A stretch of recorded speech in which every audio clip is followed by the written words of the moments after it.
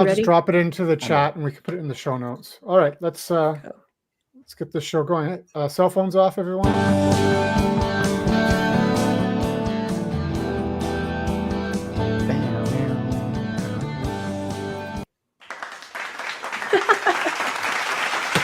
The website 101 podcast, Lunch Bytes. We're here. We should maybe talk. Right. I was so excited about the music. Yes, my. And now I'm checking the YouTube volume.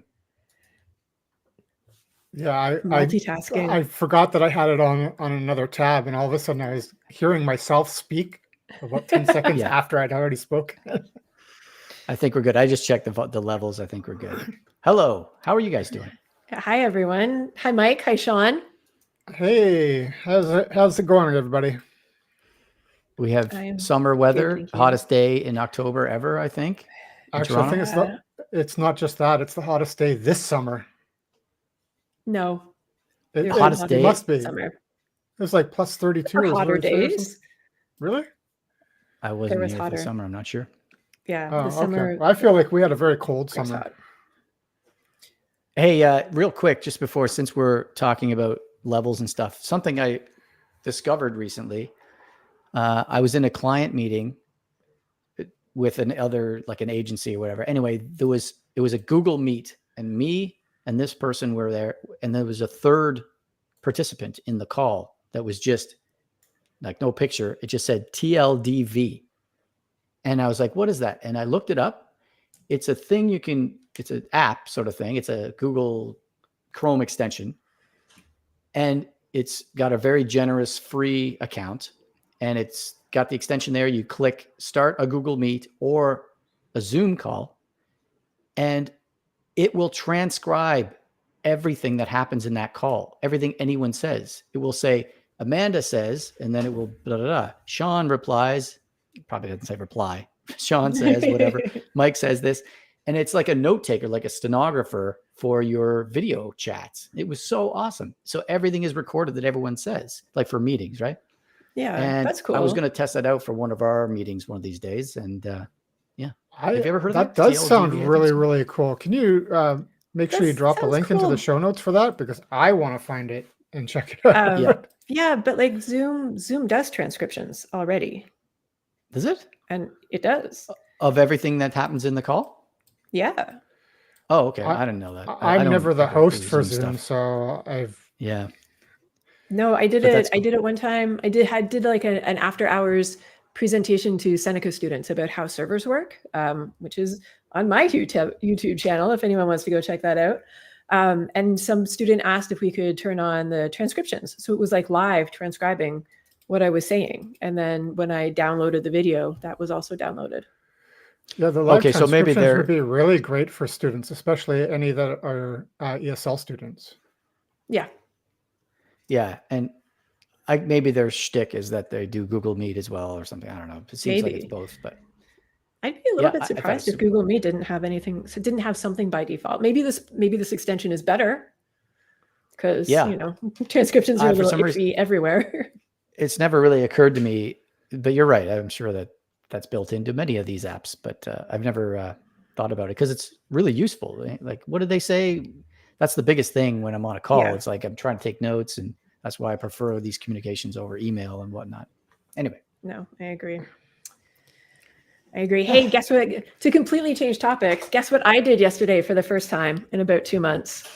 What'd you do? I have no idea. Invoices for my clients. But you had worked in those 2 months. You just didn't invoice anybody? Yeah, I mean, I didn't work as much because it was the summer. I was kind of messing around, but there were invoices to send, and it was just kind of like, oh yeah, shit. I guess I should. Well, yeah, I need to get paid. I guess I should send some of those out. Got to pay the mortgage soon somehow.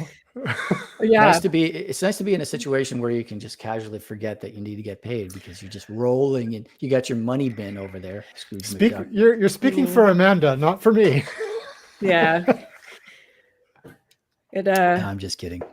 No, I know, but it was one of those things that was like, oh my God, that's so ridiculous. And then as I'm making the invoices, I'm thinking to myself, oh, I hope some client doesn't get pissy about, you did this work 2 months ago. Why are you only billing me now? And of all of them I sent out, one client replied and was like, can you please review these numbers? It was for 4 hours. This seems high. Can you go back and check that out? And are you sure the project took that long? And I was just like, 4 hours? Jeez. Yeah. I was like, I'm like, that's on the low end. Maybe I forgot a couple hours, but I'm not going to change it. And I will be sure in the future, if we ever work together again, I will be sure to give you an estimate before the project starts. It took me an hour to review the numbers. I'll be billing you for that. And it's also 4 hours.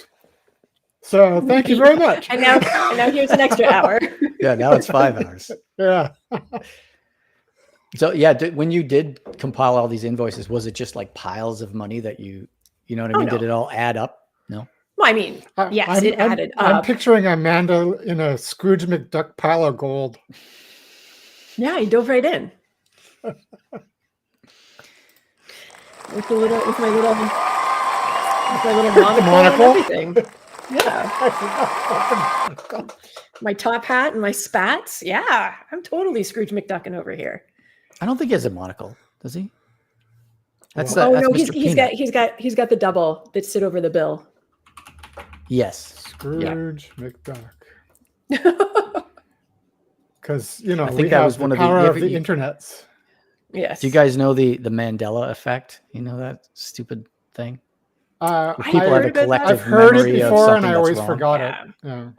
Berenstain Bears or whatever. Anyway, one of them is people think that the Monopoly guy has a monocle. You know, that character from Monopoly? Yeah. He doesn't. It's Mr. Peanut from the whatever he's from that has a monocle, I think. So everyone's like shocked when they see there's no. And it's so funny monocle on because that Mr. Peanut has the monocle, but the pretzel guy has the mustache, and the Monopoly guy also has the mustache. But it's like in our head, it's like we've almost conglomerated all of these characters together. Exactly. So I'm looking at Scrooge McDuck, and he has two lenses at the end of his beak, but there's nothing going over his. No, it's the. I said that. I corrected myself. Yeah. Well, say there's no arms. They're just like these two lenses that sit at the end of his beak. What are they used like, to have those pincers? Yeah, like pincers? Didn't Ben Franklin? He invented like bifocals or something, and I think that's how it just sat on one's nose. Wow, this is some great web talk. I know, right? Okay, you want to talk about web talk? Are you ready for this? Yes. FITC Unleashed is coming up. Are you going? I would like to go. Yes, I plan to go. I'm probably not going. There's our friend Wes Boss is going to be there. Yep. Our friend Chris Coyer. Chris Coyer we haven't had on the show, I don't think, but he's going to be there, I think. No, we haven't had him on the show. I know one of the guys who's presenting on Sunday, Joel Vardy. I used to work with him. So I've already sent him a message. I'm like, yeah, let's meet up. Do you know what he's talking about? What are the dates for the conference? I believe October 15th and 16th, like the Saturday, Sundays in person, which hooray. How about in-person conferences starting up again? That makes me very happy. Yes, that's and then nice. the Monday is virtual. And maybe the Tuesday. I think they extended it another day. Okay. Yeah, Wes Boss, Chris Coyer, bunch of other people. Looks cool. Yeah. What is your friend speaking about? Do you know? I forget. I think something. Well, if you're looking at the speakers, if you're looking at the schedule, you can go check it out. His name is Joel Vardy. Oh, and for viewers and / listeners, FITC is a local organization that hosts technology and website-oriented events or conferences throughout the year. I'm not sure. I think Unleashed is their big annual conference, and then they have every few months they'll have a smaller, like, one-day event or something. Mm-hmm. Yeah, I've actually met some pretty cool people at some of these different events. I've also chosen to go to the wrong discussion, when they used to have like 3 or 4 talks happening at the same time. But yeah, it's I like supporting local. So it's a local group. I used to actually hang out with some of the FITC people a little bit, after parties and other events and things like that. So I think it'd be kind of cool if we like ran into each other and kind of recognized each other and could make some of those connections again. Mm-hmm. Which is why I'm so excited to back to in-person conferences. It's nice to have things try to get back to normal. Oh, absolutely. To before times. Do you guys know what FITC stands for? Flash in the can. Yeah. It used to be, so remember Macromedia Flash? When everything was like animated and stuff, that's what it was all about, that Flash animation. Yeah. I knew that. I was just curious if you guys had knew it or not. I don't know how I knew it because I wasn't even here in Canada at the time that Flash was a thing. I used to be a Flash guy, and I remember one time I went to a conference. I don't think it was that one, but when Flash was big and stuff. And the main, 2 days into this workshop thing, the guy was like going through this demo about how to do stuff. And every single thing he did was ActionScript, which is their coding language there. And people were like, so, because it used to be that you drag things on a timeline and animate the timeline or whatever, like a editing studio or something. Mm-hmm. And everyone was asking about it. And he's like, oh, I haven't done anything on the timeline in about 3 years. I do everything with code now. And everyone in the room was completely lost because none of us did any code. We were just like, but I drag stuff and I move things like that with the mouse. I feel like that's kind of the equivalent to, remember back in the day when websites, you could use like Dreamweaver to like drag and drop, and then suddenly you had to write code for it. Or even like setting up a project and doing everything very GUI, GitHub desktop, and everything is very clicky. But it's like the more you get used to it, the more you get into it, the more you start doing terminal stuff. Yeah. So I feel like that's kind of the same progression. I remember being very scared of the terminal, and now it's like, just give me the terminal. It's easier for a lot of things. Yeah. You do get more comfortable with it over time. The terminal and ChatGPT. That's all you need. Exactly. So speaking of in-the-person conferences, right now, ongoing, 2 of our favorite CMSs both have conferences. Expression Engine, which we've all used extensively in the past. There's a conference right now, and one of our colleagues is in Florida attending the conference. And then our current CMS of choice, CraftCMS, is got a conference going on in Spain. And I really wanted to go, but for reasons, I was unable to attend. Were those reasons money? Money? That's my super big reason. Were they Scrooge McDuck related? Well, if I had Scrooge McDuck in my back pocket, then I would definitely be able to go. But yeah, it was kind of about organizing priorities. I could take the family on vacation to London, or I could go to this conference by myself. So I decided to do a family vacation. It's tough when it's around like elsewhere in the world, because you have to figure out scheduling, you have to figure out the cost of getting there and the cost of the conference itself. The things are not cheap. They're very expensive usually. Yeah. And the craft conference was significantly more expensive than I anticipated when it was announced. And I was like, whoa, that hurt the budget. But I really wish I could Sean, be there. Have you been following updates that they're posting and getting, like, what are you learning from the craft conference?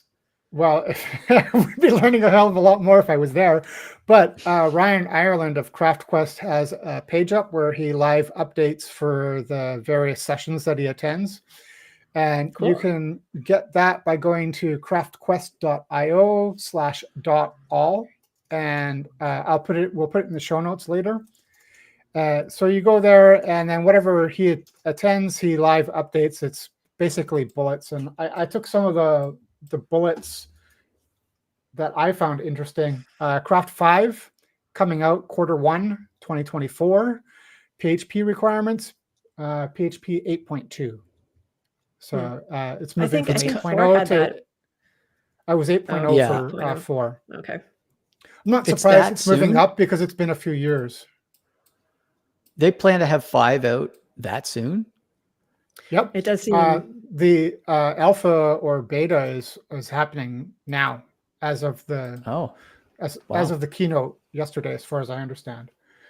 Okay, so what have we got? Some of the things that mentioned in there is like field instances, reusable fields. Now, I'm not sure what that means because all of the fields are reusable as far as I know. Maybe it's something that's maybe like reusable back in end the same for, entry? yeah, maybe it's something for plugin developers or field developers, something useful there. I'm not sure. What I would love to see is a native matrix in matrix option instead of having to use super table or neo. I hope that really comes soon. I'd be happy with just letting us reuse blocks in matrices across different matrices, matrix fields. Know what I mean? Yeah, that might be a thing, and I might be because I wasn't there, so I don't know what's going on. I just got Ryan's notes. Matrix blocks are entrified in Craft 5. Block types become entry types. So if it is an entry type, maybe, block types become global fields. Maybe you make a block type and then you add it to your matrix. So you could have 3 different matrices or matrices, and drag in the one block type to all of them. That'd be cool. That would be sweet. So conflicting entry type and field handles get renamed automatically. So that would probably be part of the upgrade process. I assume that when you're building fresh in Craft 5 that, you'd get a warning and have to create it automatically yourself or create it yourself. Entries no longer are required to have titles. I'm not sure why that's a thing. I always use titles. Maybe I don't let the client fill in the title because I might create it automatically. Sometimes it's calculated. For example, maybe you have a people channel for staff and first name, last name, and you combine the first last name to make the title. So I'm not sure what the advantage of that is. So there's an address field type coming. And then the SSO, single sign-on authorization or something, 2FA, two-factor password or two-factor authorization and passkeys, cross-site field copying, and a whole bunch more. So if they've got two-factor authorization, that'll be really cool because then you could just use your authenticator app. Yeah, everybody loves that. I'm so tired of that. No, I'm saying it. I wouldn't use it safer, just for a site for a back end, but if you have a membership site, it would be nice to have an option for members to use that if they needed it. Yes. Yeah, or an e-commerce site where you've got you save your profile and things like that. So having it built in, I think it's just giving an additional security option. No, that's cool. I just don't want to have to. I don't want to have to like go to my phone and open an app every single time I'm like working on a client project because they've also got it on the admin. Absolutely, and hopefully, if they do have that, it can be disabled on .nv so that you don't have to use it locally. Yeah. Oh God, locally. I didn't even think of that. God. Or I just started on a new craft project that I'm working on. I installed Verbb's Knock Knock. Oh, I use Knock Knock all the time. It's so awesome. And I like that you can whitelist IP addresses. So so what happens is, I'm sure you've seen it on Sean's starter on other things, where it's like you go to the front end of the site and there's like it's like craft and it's just a password. And so that way you don't need to like password protect the entire directory, which is fine. I was doing that before anyway. But I mean, I wouldn't want to go to like dev.the domain and have to like enter in this password every single time just to see the front end. So I like that you can say, hey, if it's my IP address, just show me the front end. That's great. Oh, I didn't know that. I like that idea, but I don't really run into it. Sean, RTFM. Yeah, well, maybe I did at the time, but I didn't. I didn't remember. Anyways, I like the idea, but it's not really a big deal for me because if you log into the back end, which I normally do before visiting the front end of the site, you're already logged in. So okay. But it's That's nice. cool. I'm I'm gonna gonna start using add that into my boilerplate and throw my IP. Yes, do that. Excuse me. Nice. Nice. All right. Okay, cool. I think this Anything has been else? a nice tight 20 minutes. Yeah, it should be. Did you want to wrap it up, or are we going to keep going? What do you think? Does anyone else? What's going on in your lives? Have we checked do you the wanna YouTube chat? Is anybody there? No. Oh, that's a good idea. What are you guys watching on TV? Oh, a friend just sent me a message saying, "Go watch Gen V." Yeah. Oh, it's on my watch list.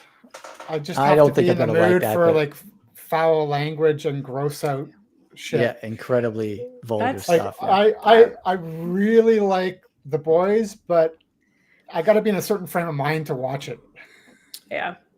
I have a feeling we've- it's going to be more youth focused, Yeah. like more for younger people. So that Yeah. I might try it. Yeah. It's we've still been rated watching R as far as I understand. We've been watching season 3 of Only Murders in the Building. I don't know that one.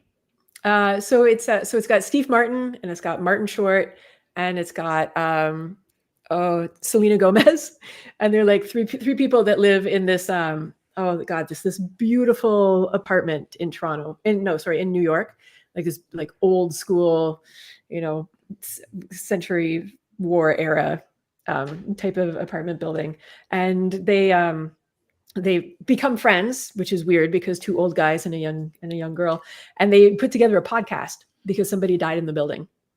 And so throughout season 1, they solved it. And then for season 2, somebody else died. And so they solved it. And now for season 3, somebody else died. And they're in the process of solving it. It's funny. It's kind of quirky.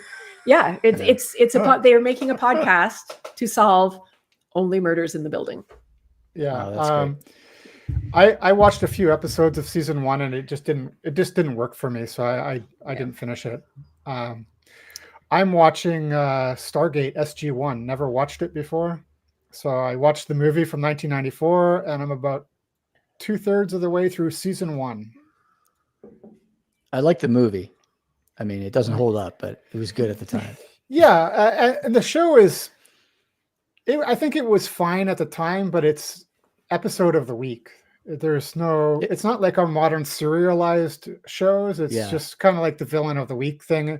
It's light and sci-fi. Is that the one with MacGyver? MacGyver's in it? Richard Dean Anderson. Right. Okay. Have you guys seen Jury Duty on? I think it's on Prime Video. No, I have not. The guy doesn't. There's only one guy who thinks it's actually a jury, and everyone. So funny. It's so funny. It's like The Office or whatever, where there's James Marsden's in it. So like these people are on jury duty in the States, and it's as if it's a documentary, and we're following them through this case. But one of the people is not an actor; he's a normal guy who thought he was called to real jury duty, and it's like just as ridiculous as you think. And they're always trying to introduce all these crazy scenes. It was really funny, yeah. And James Marsden's in it, which is pretty great. He's funny. Awesome. I'll have to check that out. Yeah, it's really funny. I'm halfway through or so. And watching Foundation, man, that's a good show. Oh, that is an awesome show. I've been watching Ahsoka, the Star Wars show on Disney. Oh, how's that? I like it. It's I think Star Wars TV shows kind of struggle, but this is probably the best of them. That's why I like Foundation. I feel like it's better than all those Star Wars things. It's along the same lines. But definitely better. But I already watched Foundation. So I don't binge shows, so I take my time through them. So it's taking a while. All right. We good? All right. I think we're good. Thanks for checking out Kevin. I just noticed Kevin has said hello in the chat. Hi, Kevin. Hi, Kevin. Hi, Kevin. What time is it for Kevin right now? It's like 5 or 6 hours after us. Yeah. He's finishing the workday. Yeah. All right. Well, thanks everyone for joining us, and we'll see you again in 2 more weeks. Bye. Bye.